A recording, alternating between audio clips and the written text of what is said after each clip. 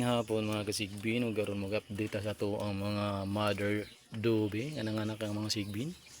Dara. Una na tong i-update ang 3 days old kits sa atong sigbin. Dara. 5 pieces na sila. 5 pieces. Parang mama.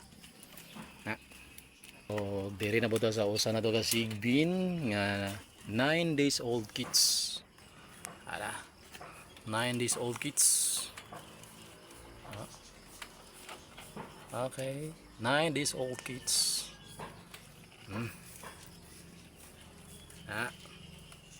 Na isa dia, na duha dia adopted anak sa piso 100. Og ang last na tong i-update kaning atong mga itom nga kasigbinan. 3 weeks old mga kasigbin. Dara. 3 weeks old na sila. Mga itom. 3 weeks old mga kasigbin. Kani silang tanan ato ning ipang out. Na 5 pieces, na 7 pieces og 9 pieces. Ato ning i-out sila tanan pohon. Obay tag mga kasigbin nga i-out na to ha.